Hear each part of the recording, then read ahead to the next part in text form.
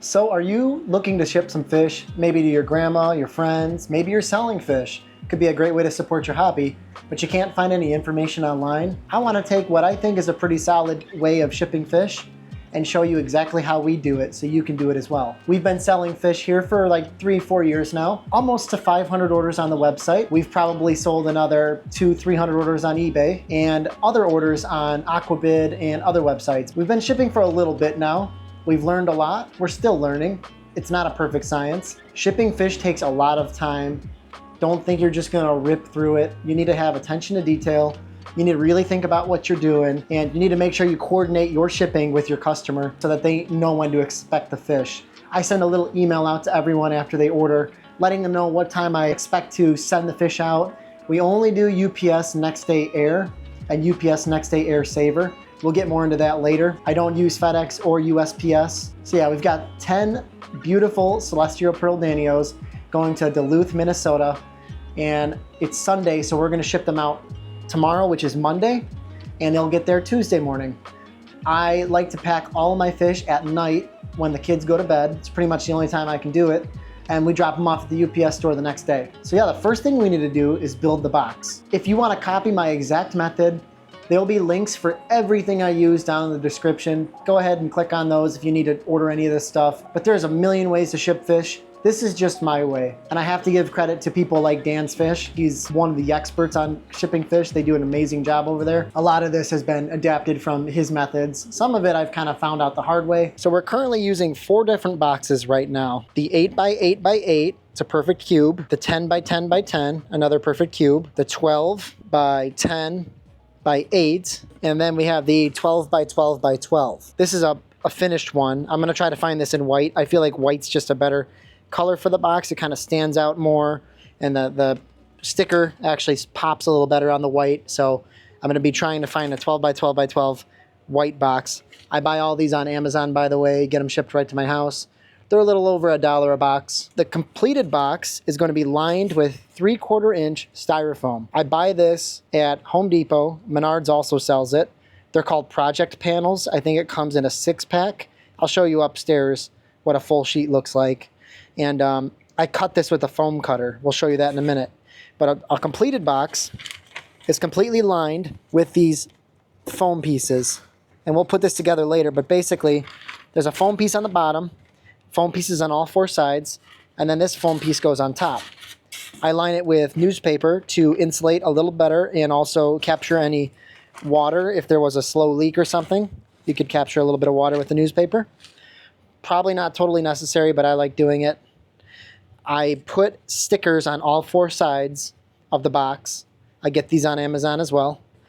I just put them right in the middle of the box. If you ever get a box from me and the sticker's super crooked, it's because Sydney or Bennett put it on. I let them help with that part. Basically, we're gonna be using the 8x8x8 box for our Duluth customer today because 10 CPDs does not take much space. So I'm gonna show you how I cut the foam for this. We got this box assembled.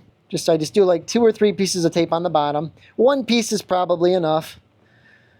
If you're doing this as much as I do, get yourself a nice tape gun. I don't know where this tape gun came from. My dad gave it to me, but it holds a standard, Scotch tape on there.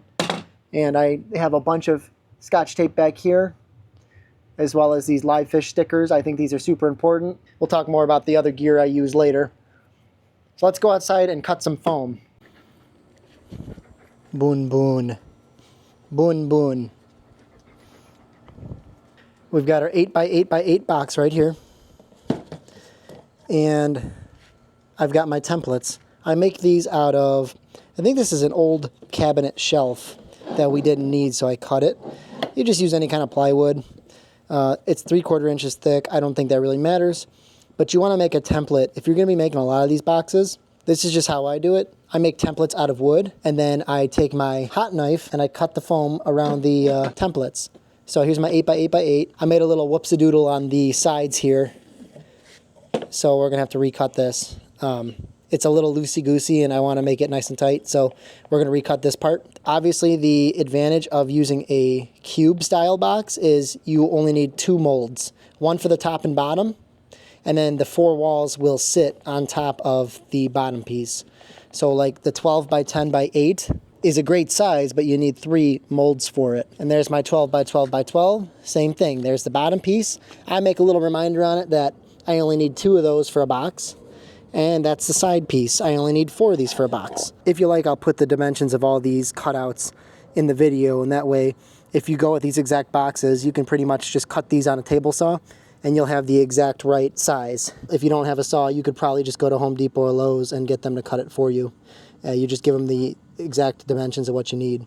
But see, there's about a 3/4 inch gap at the end of there. So the next piece would sit like that. And then you've got another 3/4 inch gap right there. One of the reasons I got a 10 by 10 by 10 box is that it's less molds, it's less cutting, it just saves me time. So we're probably going to be moving away from the 12 by 10 by 8s, even though I really like that size, just because it'll save us time. So let's go ahead and cut another template on the table saw, and I'll show you exactly how I do that.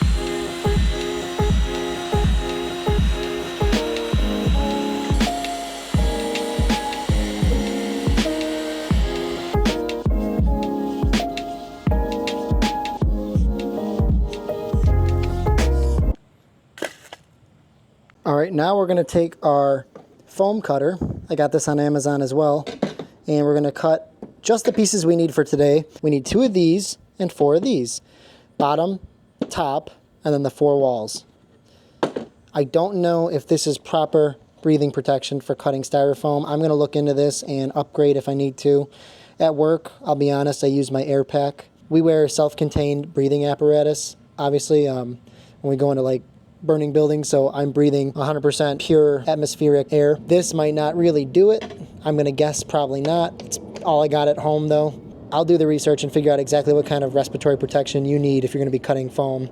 Obviously I do it outside. Oh, and this is the insulation kit I get. I get this at Home Depot. There's the dimensions there. It comes with 6 panels, 3/4 inches thick, and they're 4 feet long. So I can cut all of my boxes with this. $10 I think they go for, so not horrible.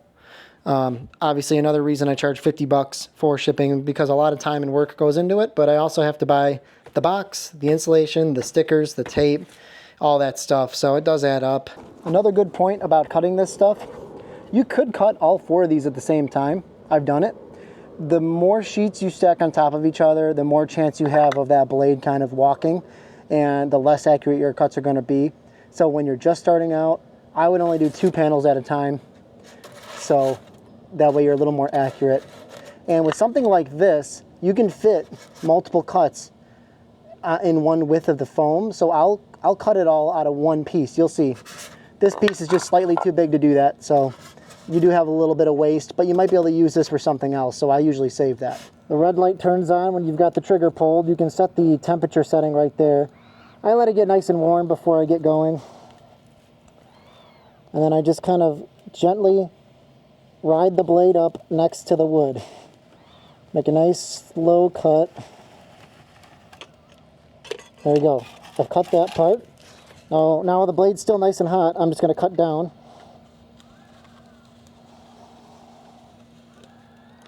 There we go. Now I've got my top and my bottom piece. It makes a nice cut. Good luck trying to do that with a utility knife. You're going to get foam everywhere.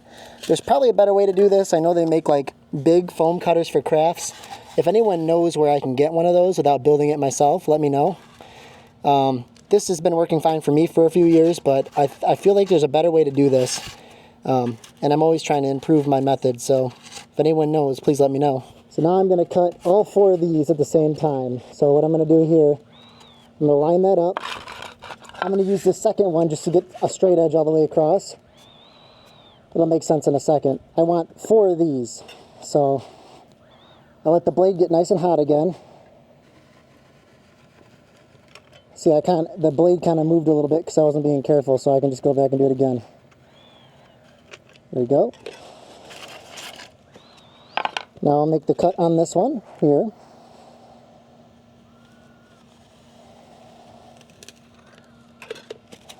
That's 2 sides. Now I'll simply just move this over and do my other 2 sides.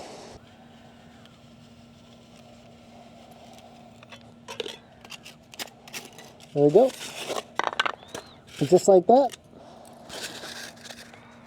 I've got everything I need for my box. Be really careful with this blade. It stays hot for a while. Don't let your kids or your animals near it. I unplug it and I leave it somewhere safe. I never put it on wood or anything that's going to combust. I'll leave it outside for about a half hour before I put it back. We're just going to put the bottom piece in.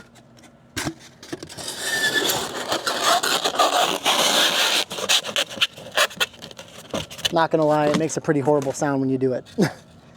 And then we got 4 sides. So take the one side and then you just kind of put them in one by one. Should fit nice and tight now that we've fixed my whoops-a-doodle.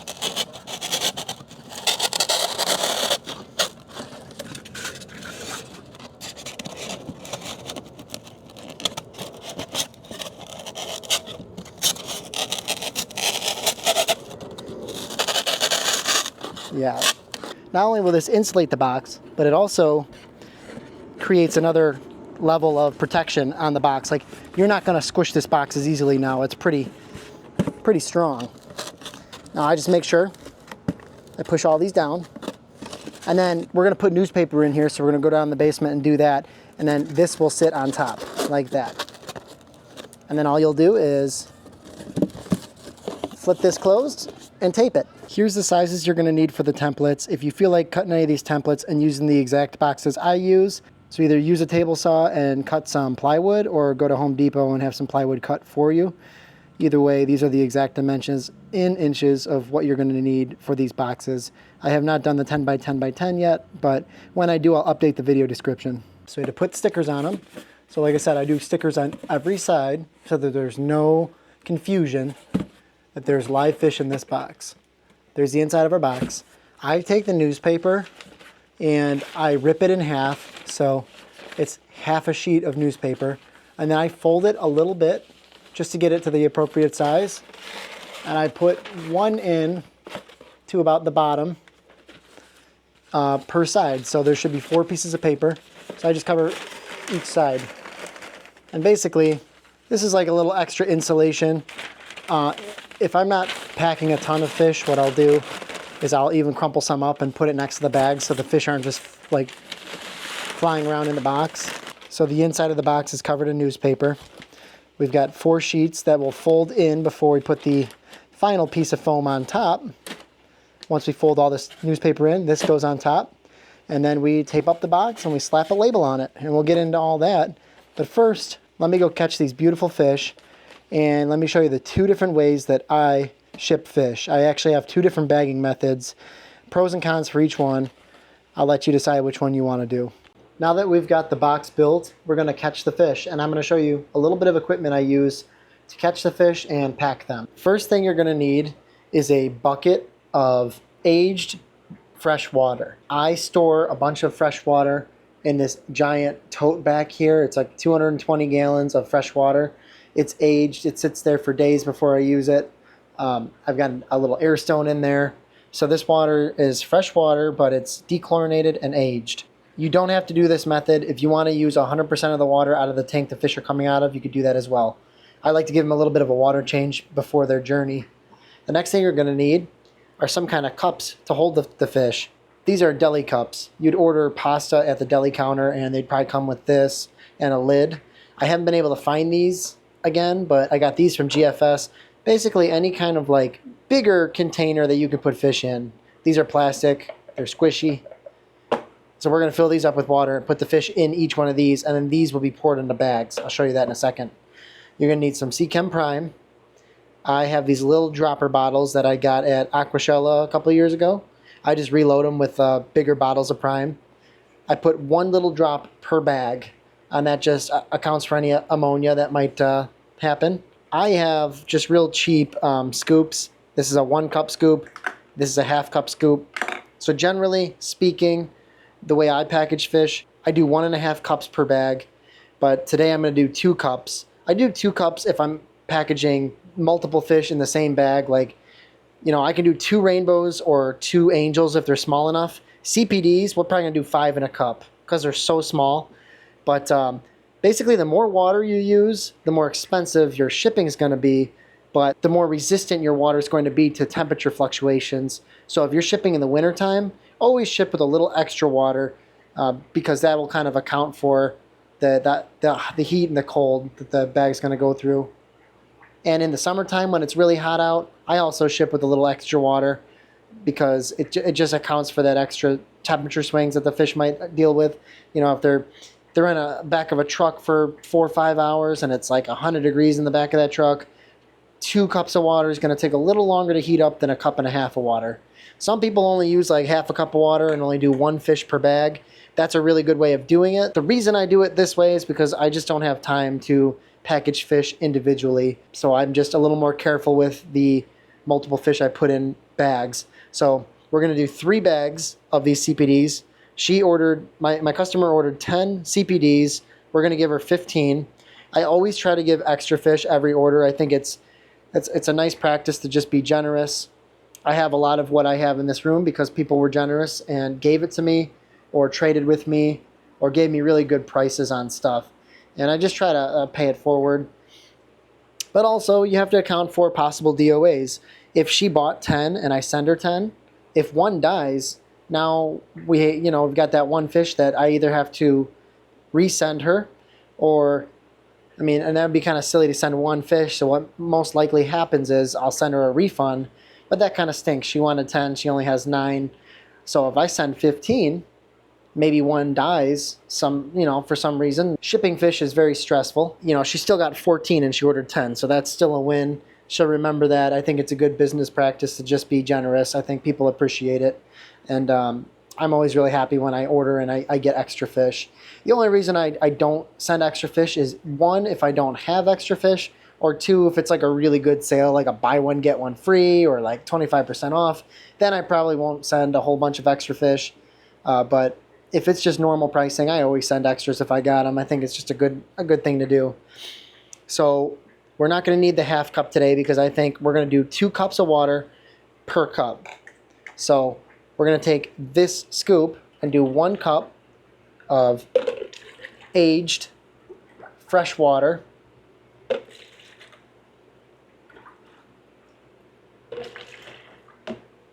We're going to do 1 drop of prime per cup.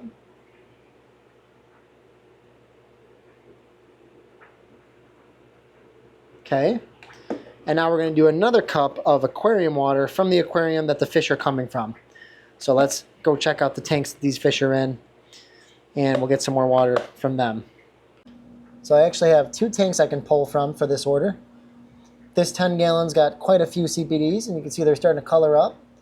I always like to send a good mix of males and females. A lot of times people will give me their preference, but if you don't give me your preference, I'm going to go ahead and assume you're going to want to breed them at some point. And why wouldn't you? These are beautiful fish, and if you buy 6 to 10 from me, you can turn them into 600 to 1,000 if you wanted. And I just think it'd be really cool to have a giant school of these in a big tank. That's actually a project I'll be working on in the future. Another thing I should say, I don't feed my fish for 48 hours before shipment. So these fish have been fasted for 48 hours. So it's Monday tomorrow. I didn't feed all weekend, basically. That allows them to get all their poop out, and that way they're not pooping in the bag. It keeps their water nice and clean. It's totally okay to do that for fish. So this group looks good. Man, they both look good. I don't know what tank to pull from. It doesn't even really matter. They both look great. I guess I'll pull... These seem a little bit bigger. I'll pull from this tank. So what we're going to do,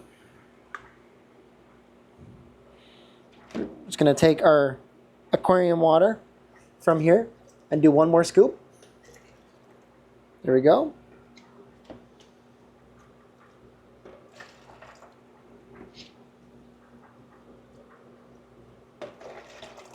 Now we've got 2 cups of water in each plastic cup. I'm going to do 5 fish in each cup. We're going to give her 15, even though she only bought 10. I breed so many of these things. Plus, I've already looked up her address. It's only going to cost me $40 to ship it. I charged her $50, so I like to throw a couple extra in if that's the case too. I'll let you know this. If it only costs me 20 or 30 bucks to ship your order, and I charge you $50, I'll probably end up giving you a refund. I just think that's the right thing to do. I'm going to put a big group of CPDs in this container here, and then we can hand pick them up here so we're not bending over on our hands and knees. So we're going to fill this bad boy up here with water. And then I'm just going to take a big net, and I'm just going to take a couple nice scoops of CPDs out of here, get a nice variety, and we'll get them in here. Okay, so I've captured a decent number of CPDs. They all seem to be pretty decent size. I just try to get a good male-female ratio here. So here's a really nice male. Scoop him. Looks like two nice males right there. And I just put them right in the shipment cup. So you can see that's what they look like in the cup.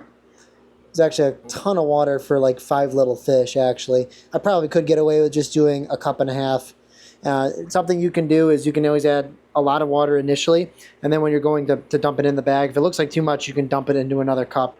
And I use these 3D nets. I feel like these are really gentle with the fish. Their fins never get stuck in them.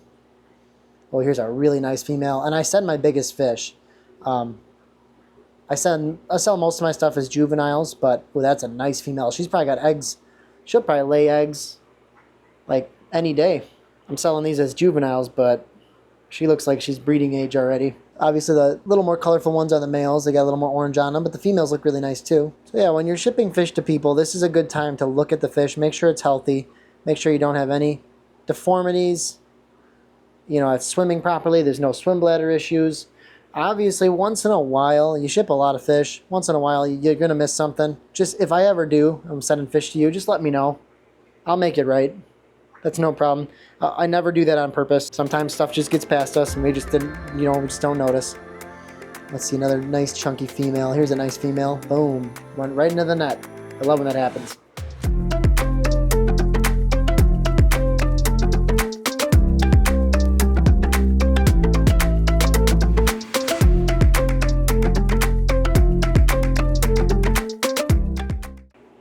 You don't have to use these exact deli cups, but use something clear on the sides so you can get up close and really look at the fish before you send them out. If you have to, you can pick them up and put them under a bright light source like that. Really get a good look at them. You can look at them from the top too. Make sure they're all swimming properly. Easy way to count the fish in here. You can see there's 5 in there. There's 5 in there. And there's 2, 4, 6 in there. 2, 4, 6 in there. I'm going to take one of these out because I don't want to put 6 fish in a cup. That's just crazy. And just from doing this for a little while, I'm looking at these cups. This is a lot of water. So I'm going to dump a little bit of water back in here. Kind of just eyeball it. They don't need that much water. Now, if it was like super cold out, maybe I would leave a little more. One thing we didn't talk about yet is when you sell fish to someone, first thing you got to do before you even tell them you can ship is you have to look up the weather in your area for the day you're sending them out and the weather in their area for the day that they're getting delivered.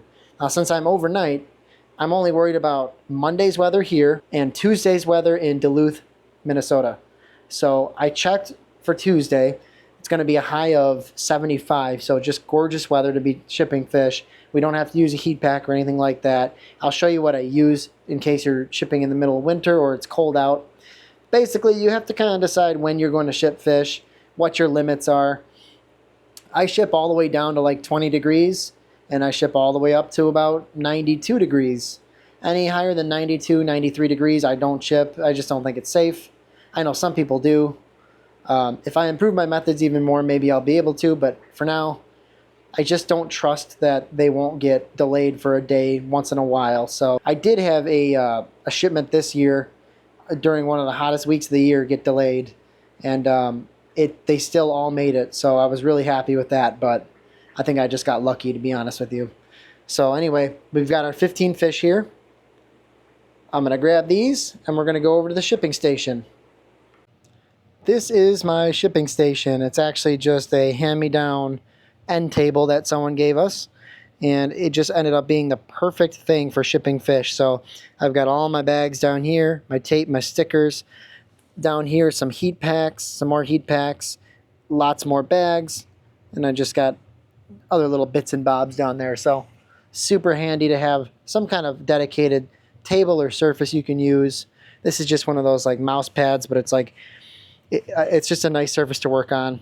So there's two different ways that I ship fish, and I'll show you both methods. One is superior to the other one. I have to say all the credit goes to Dan's Fish. They might be doing it different now, but the video I watched of him a few years ago, he was using an impulse sealer, and he was sealing bags, and that is probably the best way to ship fish for your average hobbyist that doesn't have fancy equipment. Shipping fish with an impulse sealer is just a great method. The other way I do it is I tie bags and I use rubber bands. That's actually my preferred way when I have multiple shipments, just because it's way faster, in my opinion. I'm getting pretty fast at doing this, but it's still a little clumsy. You can only go so fast with the impulse sealer because this gets really hot, and if you keep trying to bang it out without adjusting this temperature, you'll start melting bags, and you really have to have an eye for what you're doing with this, and you got to take your time. Tying bags I can just do really fast. You can really rip through it. I use oxygen for all the fish I ship.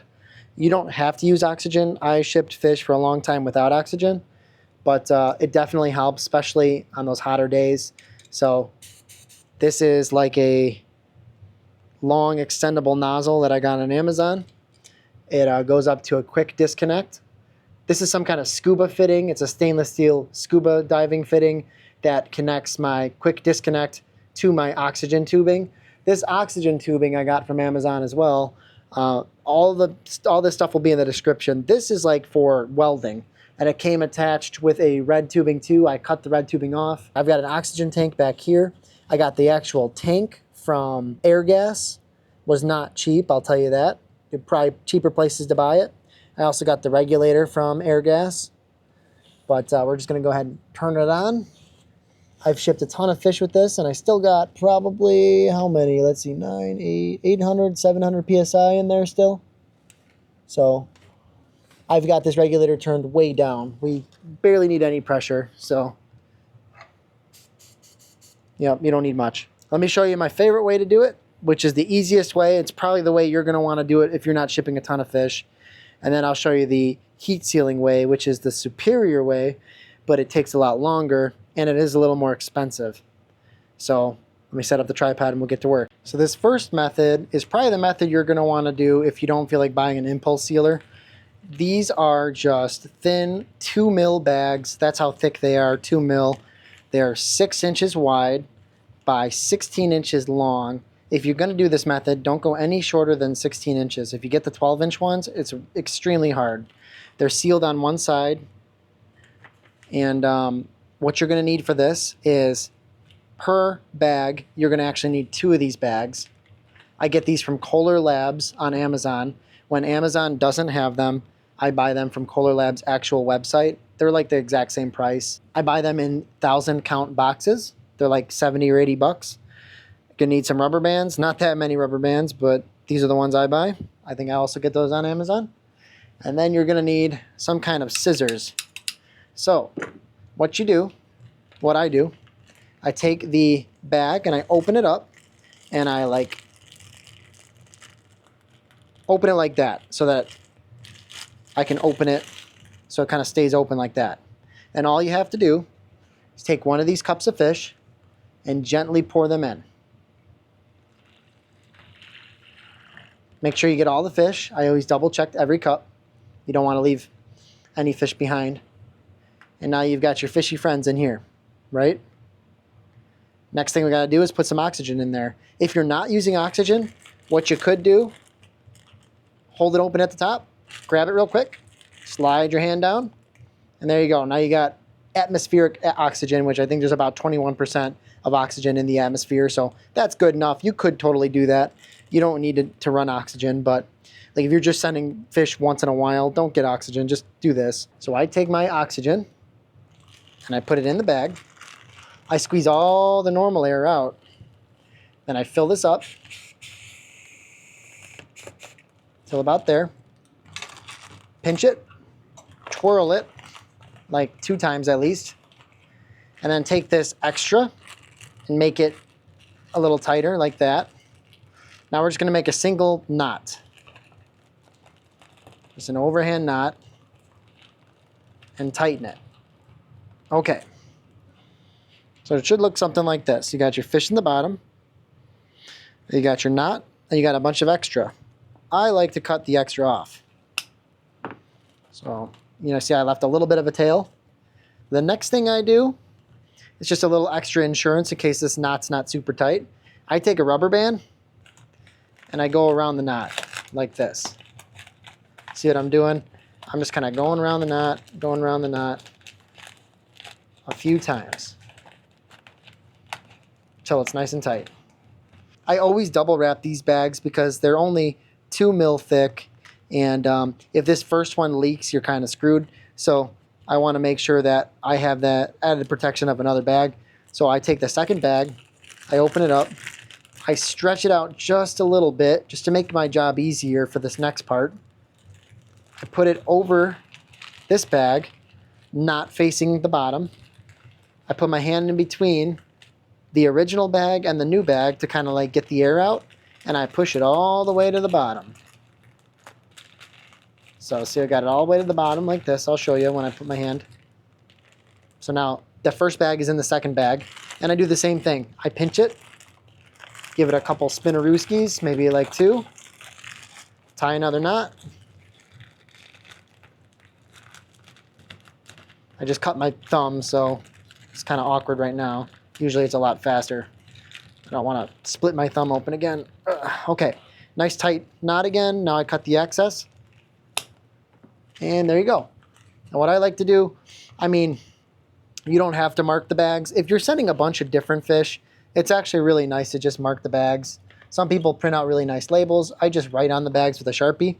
So I'm just going to write 5CPD. Well, that's horrible. Well, she'll see it. So there you go, 5 CPDs. And that's my favorite way to package fish. So we're going to put this in our box. Nice and gentle. Now let me show you the other way. This is the Dan's Fish way. And like I said, I don't know if he still does it this way, but this is where I learned it. He's got a really good video on how to ship fish. Pretty much one of the only videos I watched that really showed me how to do it. There's not a whole lot of information online with how to ship fish. I get all these heat sealing bags from uline.com. I've got, I believe, 4-inch bags, 5-inch bags, and 6-inch bags. I buy them all 20 inches long. Shipping's kind of expensive, so I buy like 1,000 at a time. It's the 4x20. I use this the least. It's kind of small, but if you're going to send like a single fish, that's a good one. This is the 6x20. This is pretty big, but if you're sending big fish, you know, that's what you want. My favorite size, if you only had to order one size, it would be this size right here. They're 4 mil thick. They're 5 inches wide by 20 inches long. I can send you the exact links for all of these. Basically, I already have these all laid out. I know that this is my 5-inch, so I'm going to grab one of these. And what's nice about the 20-inch long ones is I can double bag this cup of fish with just one bag. And I'll show you how we do that. If you're putting an order in on Uline and you're already going this route, just buy their impulse sealer. Don't mess around with ones on Amazon. I've bought 2 from Amazon and they were both garbage. Get the Uline impulse sealer. I've had this thing for a little while now and it's been awesome. I believe it's the H163. There's a model number right there. Let me get a little closer so you can see that. Hopefully that's coming up. Basically, you're going to have to just mess around and practice with this method before you send fish. What I did was I took cups of just water and I just practiced and practiced, probably with like 20 or 30 bags before I really started sending fish, because it's kind of tricky to get used to. Once you get used to it, you're fine. There's a setting on the front of it. This basically dictates how long the element stays warm for. I have it set just a little past 3 is like my sweet spot. You'll see if you're shipping a ton of fish and you keep churning and burning and you're sealing lots of bags, this element's going to start getting really hot and it's not going to have enough time to cool down. You're going to have to come here and just tweak this down a little bit until you see a really good seal. And hopefully I can kind of show you what a good seal looks like. but that's kind of where I start, a little above 3. You'll have to kind of find what works for you. That works good for a 4 mil bag. These 4 mil bags are really thick. Yeah, don't ever trust the seal on this. Just not a very good seal. It almost looks like it was sealed too hot. I'll show you what a good seal looks like. So you put that in, put the old seal just past the midline of this sealer, hold it down until you hear it click off. And the trick with an impulse sealer is to take your time. If you rip this off right away, it might still be kind of curing and you might rip it. But that's what a good seal looks like. Let me see if I can show you. Now when you're shipping nano species, you have to be concerned about the bag. It sits like this, right? And the water kind of like squishes down the corners. Sometimes fish get stuck in those corners if they're small enough.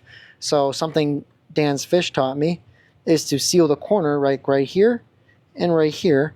And that way you don't end up with that problem. It's an extra step, but in my opinion, it's totally worth it. So I'll do that. And like I said, just give it a second to cool off. When I'm in a hurry, I'll actually like blow on it and then helps. But you just can't really be in a hurry with impulse sealing. You just have to give it a second, because if you pull it off too quick, you'll kind of ruin the seal. There you go. You've got a seal on this corner, a seal on this corner, and a new seal down here. So now we're ready to add our fish. Same thing, I open up this side and I kind of turn it inside out like this, and I open it up as much as I can so I can dump the fish in. So we're going to take our second cup of lovely CPDs and we're just going to dump them in. Same thing, nice and, I mean, don't go too slow, especially with like plecos. If you go too slow, they're going to stay in the cup. But you can't go too fast either. You don't want to give them a headache. So there's our beautiful fish. 1, 2, 3, 4, 5. We got all 5. See how the corners are sealed? You don't have to do that with really big fish, but with small fish, you should do that. So now, this is the part that takes the most practice. You want to try to find like where you want your top to be. You don't need a ton of room above the water if you're using oxygen. So like right here is probably good. Put it in the impulse sealer, and you want a little bit of it not to get sealed. So what I do is I go just past this metal point, and it doesn't heat seal past this metal point like over here. You can also go over here and it won't heat seal past this metal point. So basically I bring it all the way to like the crotch of it and I seal it.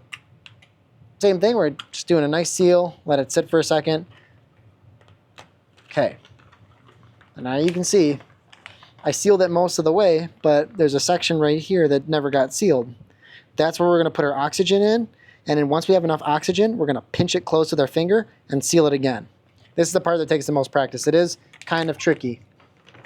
All right, so we're going to put the oxygen in, put our finger right here, fill it up slowly, hold the seam with our finger, and then bring it over here. And what I do is I get it nice and close, and I seal it. So I've already sealed it once. Now there's the oxygen stuck in there. What I do is I go a little above my original seal, and I'm going to seal it twice and rip the top off. So 1, 2, pull. See that? Now we just did it twice, so we're going to give it a second to cool off. But basically, now we're left with a complete second bag we can use to double bag this. So now, we're going to peel this off.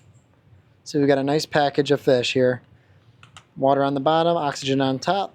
It's double sealed on the top, and it's double sealed on the bottom. So that's a nice package of fish. Now what I do is I take the bottom and I point it away from me like that. We're going to seal the part we ripped with a single seal.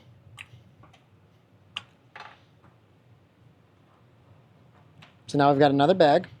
I'm going to take this section and I'm going to pull it just a little bit just to make it easier.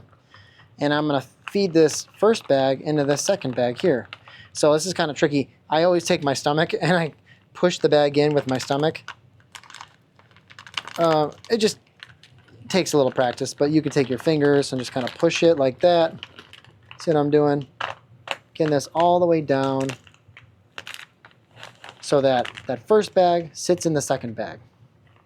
Now we have to seal this second bag. You see, this just takes a little more time. Once you get good at it, you can kind of speed along. I'm trying to go slow.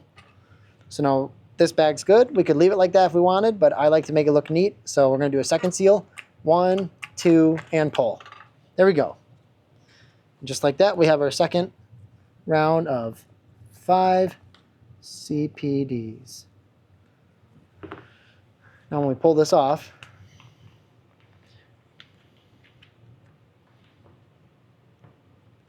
the benefits of this is it is a lot stronger. You've got 8 mil of plastic instead of 4. And it is a smaller package. And I think it looks a little more professional.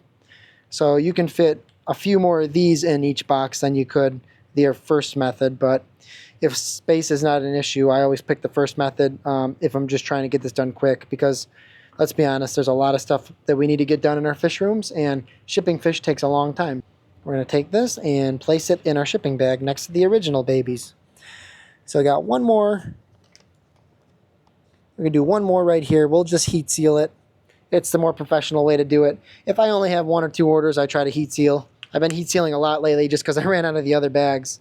It doesn't hurt to go over this method again because it is the more involved method. So same thing, that first seal is garbage. So we're just going to go ahead and do another seal right off the bat. Pull it off nice and gently. Much better. Now we're going to do a corner. So if you're like trying to speed it along, you can just go like this.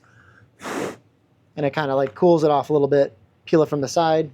That corner looks good. I'm always looking at my seals too. Just making sure I got good seals. Alright, there we go. Nice flat one across the top. 2 corners. We're going to take our bag, open it up like this, turn it inside itself, open it up, and we're going to dump our babies in here.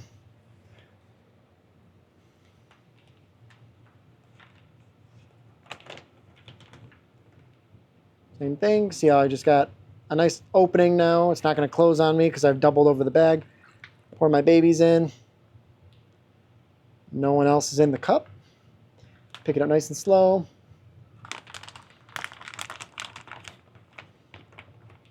I can flatten the bag out again because you don't need it doubled over anymore. Make sure everyone looks okay for their plane ride over to Minnesota. They look good. Same thing now. Figure out where you want the top of the bag to be. Bring it all the way to the crotch. Seal it. You'll know if you're not hot enough because this original seal will pop with the oxygen. We're going to take this long oxygen nozzle, stick it into the little crack, put our finger right there, fill it up, pinch it, get it right up to where we want it. There we go. Now our second one, seal, seal, pull. Now what I usually do while that first one's curing, I'll pull this one a little bit just to make it easier. Now we got to seal this bottom part again. Remember, don't forget to do that. I've done that before. It's kind of easy to do when you're down here all night. There we go. We're going to turn that. Bottom's facing that way. Seal that again. Check our seals. That looks really beautiful. And then just put the bottom of the CPDs in here. I'm just so used to just taking my tummy and pushing against it. It's kind of weird not doing that. Okay, there we go. A little bit longer of a bag, but that's all right. I seal this. I always seal above the original bag. You don't want to seal like, I want the seal to be really good. If you seal through 2 bags, it might not be the best seal. 1, 2, pull. There we go. And this way is, I think, is the superior way. Dan's Fish taught me this in a nice video. I'll link that video in this video so you can watch him. I do things a little bit different, but for the most part, I've really taken his method and just copied it, basically. This is pretty much exactly what he does. Like I said, I think he's got a fancy machine that does something a little different now. You can see it's low profile. This thing is not going to pop. And we're going to put it right in with their other buddies. So if we do this method, we can probably get about 3 bags in here. If we do this method, we can probably get 4 bags standing up, and then you can even take a 5th one and lay it in there. So if you're trying to pack more fish in a small box, this is the way to go. If you're not worried too much about the size, this is way faster. I use this method most of the time, but they're both good. I've had good results with both of them. So once I'm done packaging all the fishies, I literally just take the newspaper and I just kind of fold it in like this. This kind of keeps all the bags intact too. And kind of like, there you go. Take my styrofoam. It should fit nice and snug on top of this now. It'll kind of lock everything together. Now, I'm not adding a heat pack because I don't need to. It's high. The high for her area is 75, so I know that they're good. However, if you need to add a heat pack, so I use Uni heat packs. I buy these from saltwater.com or something like that. It's a saltwater website. You can buy these by the case. They're not cheap, but you need to use them when it's cold out. The back of the package tells you exactly how much it's going to raise the temperature in your box. So this is something you kind of have to figure out. See, one warmer can generally raise approximately 10 to 12 degrees in a cubic foot. So a 12 by 12 by 12 box, I think that's a cubic foot, right? It would raise it 10 degrees. So you have to like really think about, okay, what's it going to be out? 30 degrees for a high. Now I want to get that to like 50 or 60. You might have to add 2 or 3 of these. A small box like this, the benefit to this is you usually only need 1 heat pack. These 60-hour heat packs are a little bit bigger, and the longer the heat pack is, generally the lower it starts off. And these like shorter ones, these 40-hour ones, these get pretty hot immediately. So it just depends on what you're looking for. Basically what I do with these, I'll open these up an hour or 2 before I ship. So I take them all the way out of this plastic bag. I'm not going to do it because I don't want to waste one. Basically, I take this plastic bag off and I let this just sit out. You need to make sure that the side with the red line is facing up at you. So if it doesn't get hot in like an hour or 2, it's probably a dud. Throw it away and open another one. It should get nice and warm. When it gets nice and warm, I take it and I wrap it in a paper towel or a newspaper. Most times it's a newspaper. Just a single, like, I just fold it into the newspaper. And basically there's 2 sides to this. The instructions on the back are really good, so if you forget any of this, just read the instructions. But basically you need this red line to be pointing towards where you want to heat. If you put something on top of that red line, you're not going to get the good oxygenation, like chemical process that it needs to get hot, and you're not going to heat the fish. So if I was going to be putting this and taping this to the top of this styrofoam, I would make sure the red line's pointing out. Now this is wrapped in like a paper towel or a newspaper, and all I do is I take 1 bead of tape, I go all the way around and on this side, and then I take another bead of tape and go all the way around on this side. That way it holds the heat pack on your lid so it's not right up against the fish. If this leans up against any bag, it's going to get that bag to like 100 degrees potentially, and you could kill your fish. So instead of throwing them in all nilly-willy, I like to tape them on the top of the box usually. It just depends on what you're doing. So, and this would go like this, and it would heat the box up. But since it's going to be 75 degrees, which is like pretty much perfect shipping weather, I don't need to use these. Sometimes in your area it'll be really cold, and where it's going will be really hot. So let's say I'm shipping to Texas in the middle of winter, and it's like 60 degrees there, but it's 30 here. A lot of times what I'll do, I'll take the 40-hour heat pack, and I'll open it like 12 hours before I ship, or even 24 hours before I ship. So I only got about a day in this now. It'll heat up my fish for the first day, and it dies mid-shipment, which is a good thing because it's not heating them up when it gets to Texas and it's already 60, 70 degrees there. But yeah, you're gonna have to figure out how these affect your boxes. Basically, what I did to just really run some tests, I took my box size, I packaged up a bunch of water, and then I took one of these heat packs, I packaged it like I was shipping it, I taped it, and I set it outside on like a 30-degree day, and I checked it every like 6 hours, 12 hours for a couple days just to see how it held up. And I was actually really impressed. the water in the box was still like in the 70s. So I was really impressed with that. But you really just have to like do a little bit of your own research, figure out how these work for you. It's not a perfect science, but these are the ones I use. I use the 40 and the 60. Sometimes I combine them. So like I said, this top will fit nice and snug in here. I always will write a nice message on my order slip. I write a hand message to every customer. I put it in here, and I'll also throw one of our cards here as well. I am working on getting some stickers made too. I think stickers would be cool. So let me just write a nice message to my customer, and we'll put that in there. Okay, so the order slip is right there. I'm not going to show you any personal information, but basically it's got their address, what they ordered, and a little handwritten note from us. Now, I just take my little tape doodle bob.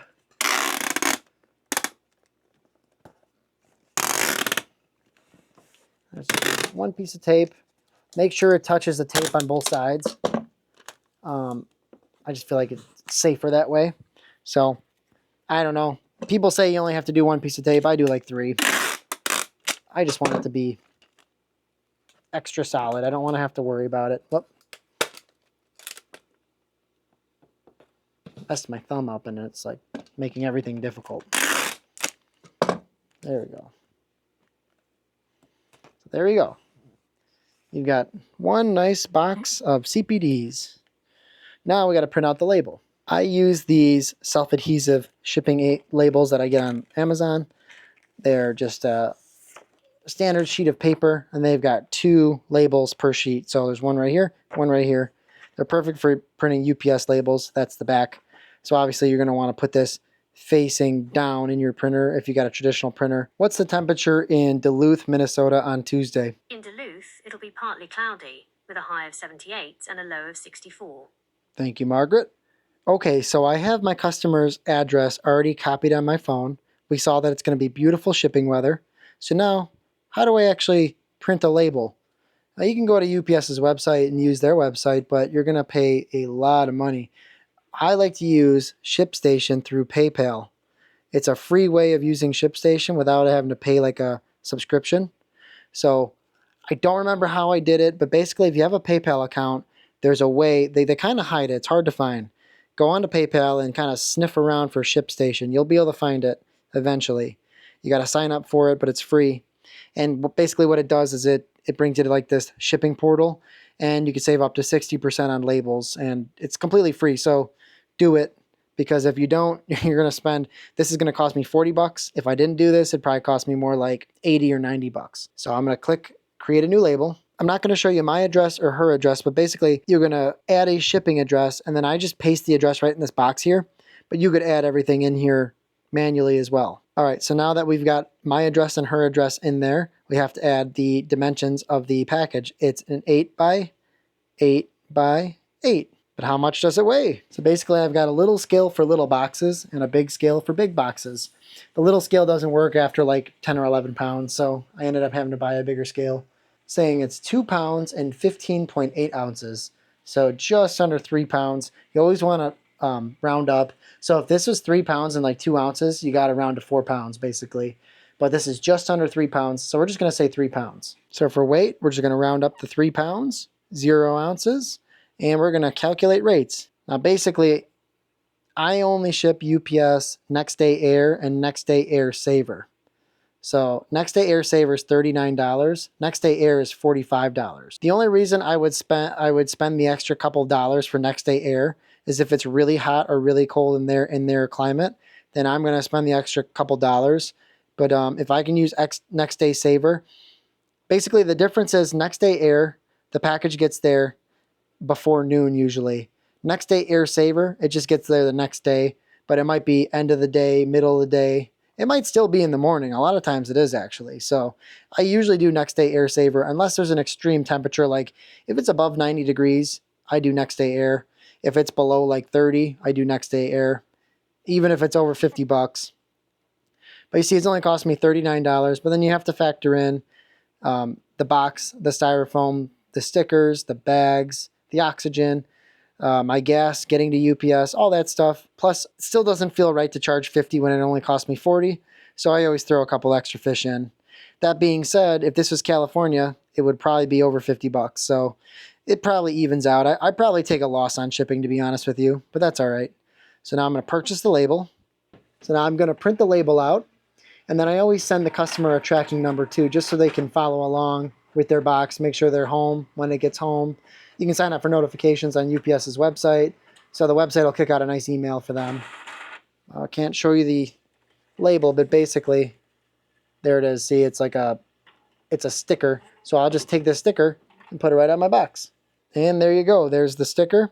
I just slap it right on top of the box. Always put it on the top of the box. Make sure the arrows on your stickers are pointing up so that they know which way to leave your fish. And all you got to do now is drop it off tomorrow to a UPS store or some kind of UPS pickup point. Do inquire, though, if you're going to drop it off at like a Walgreens or CVS that are quote-unquote UPS pickup points, make sure that UPS actually comes there every single day. I've never actually used them because when I ask that question, they say, well, most of the time, but sometimes they don't. And I'm not willing to take that risk, so I always go to a UPS store. But there's probably other drop-off places you can go that are consistent. I've had very, very little problems with UPS. I've had a lot of problems with the United States Postal Service, so I do not use USPS anymore unless it's just shipping plans. They've misplaced and delayed more packages than I care to admit, and I have lost a ton of fish with USPS. And I know there's some people out there that'll say, oh, I've never had a problem. Well, I haven't been shipping fish for that long, and I've had a lot of problems with them. So, yeah, UPS is the way to go. FedEx is probably really good too. Find what works for you. This is what works for me. We're going to go ahead and get a good night's sleep and send this out in the morning. And hopefully our customer is nice and happy that we sent her a few extra, and hopefully she's happy with the health of the fish. CPDs are an awesome fish, by the way. Thank you so much for watching. I hope that video was helpful. If you see anything that I can improve on, please let me know down in the comments. We have had really good results with that method. And if you're not really sure where to start, you can always copy what we do. If you're curious on how to breed those fish, I'll link a little tile at the end of the video. You can check it out. You can actually do it automatically. Thank you so much for watching, and I'll see you on the next one. Thank you.